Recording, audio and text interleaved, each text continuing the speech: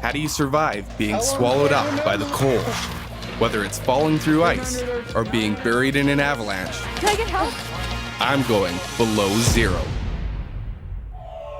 I've always been fascinated by the endurance of the human machine.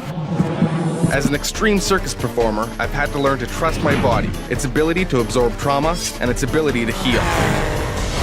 My partner Amber Lynn and I have gone on the road, testing the extremes of the human experience. Claustrophobic. Talk to me. Try to talk to me, Ryan. How's Amber? Amber's leaving. Bring it on. The whole world is my laboratory. My name is Ryan Stock, the Guinea Pig.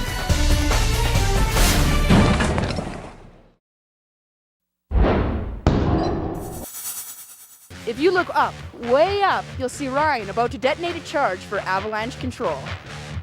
A controlled avalanche breaks up dangerous snow peaks to prevent the real thing, a force of nature that threatens thousands of lives each year. We're in the alpine environment. It's an uncontrolled environment. If I say something, it needs to happen. Okay, all right? Richard saves lives for a living. If anyone can see me through an avalanche, he's the guy. Of course, you cool off incredibly quickly. Dr. Boyd has life-saving expertise of his own. Not only a physician, he's an alpine survivalist in his own right. Speed is critical. Despite his Hippocratic oath, the good doctor will help put me in my grave. This is the general area that we're going to be burying the pig in. Just going to teach you how to use the specialized equipment. And Amber Lynn, it's going to be your job to make sure that he doesn't go down in history as the next Iceman coming out 10,000 years from now. But you're not going to get to see where we're going to bury Ryan. So Ryan and I are going to go off this way, dig in, and you better listen to Jeff. You know, you're Ryan's companion, right? And you're the one that's going to save his life. Organized rescue would take too long, and almost always those sorts of rescues are for body recoveries only. We'll let you dig your own grave. How about that? Sounds good. How do you know that we're not going to get a real avalanche while I'm under here? Weather is the architect of avalanches. If the sun breaks through and it becomes very warm, that will rapidly warm the snow. And in certain areas, we're going to get avalanches because of it. While you're in the avalanche, you fight as hard as you can fight to get out of it until you can no longer move. Then you stay calm.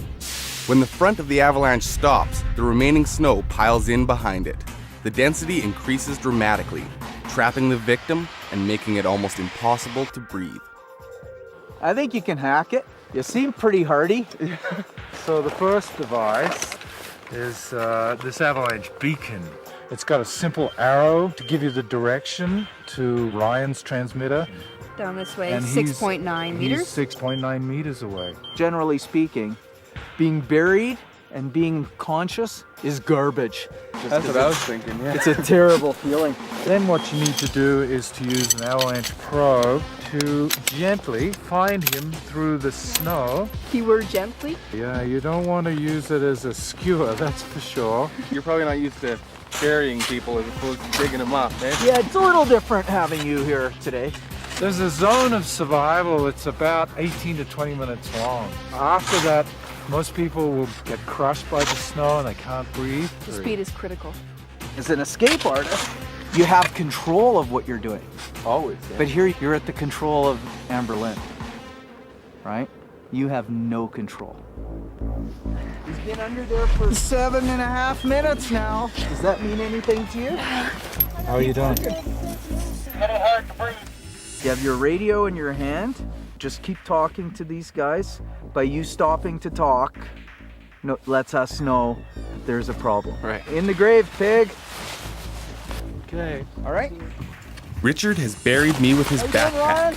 It will hold up enough snow to make sure at least one lung won't collapse under the pressure. Okay, we want you to get out without any help on your own. Can you do that? Come on. Where the avalanche came down was over here. The area here where the debris is was where the avalanches ended up. Can you tell? Well, start. See if you can find them. I don't think this is going to work. I don't know where to look, so Okay, what would you like then? The beacon. The beacon? Yes. Oh, come on. How about if we start with the probe, a little old school first? Okay. Okay. Ryan, it's Jeff. If you feel that you're at risk, you give us a call and we'll dig you up. So should I get the beacon out or a little longer? Amber, I've just been talking to Ryan. His fingertips are going numb. He's getting some tingling. All right. You want the beacon? Yes, please. You remember how to use the beacon? Yes. Ryan, was that you trying to call? Okay, I'm at that 2.7 again, so I think I'm gonna start probing. Amber, I'll bring your snowboard down to you. Is that all right? Dad, please do. Okay. It's been 7.5 minutes now. How are you doing? He already told me he can hold his breath for 2 minutes. Amber, Ryan's having trouble breathing here. Okay, no, seriously, is there anything else we can use to find him? Okay, use that probe. Look at this, Amberlyn, 2.4 here, 1.7 right here, 1.7, 1.6, 2.4, 1.6 right here. There, got him. You got him? Okay, get digging. I can't.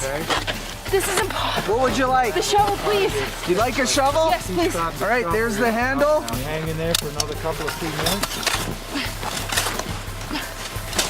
Ryan, are going to be okay for another 2 or 3 In minutes? under there 9.5 minutes. And you saw he's over a meter down.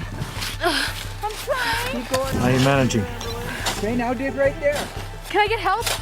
You want help? Help doing what? Do you need a sandwich? A Yeah. cappuccino? Cappuccino would be great. All right, help. Come on in here. Okay, here, Ryan, why Graham. don't you start digging your head out of there? See if you can lift up a little bit. Ryan? You can hear us? Ryan, can you move your head? Can you lift your head up? Yeah, push your hand up high now if you can get up there. That's it. Yeah! There's Great. the escape artist. Here, pass me your hand. Okay, just relax You can now. Man, are you okay? Yeah.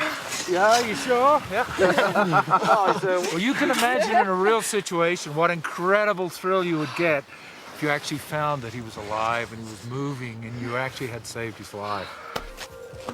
Still with the equipment, there's no way without that. Yeah. I could have. There's no I way. wonder which of the two of you are more out of breath.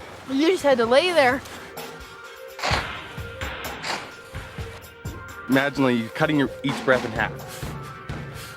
Is all you can do. And you're kind of shaking at the same time because you're cold.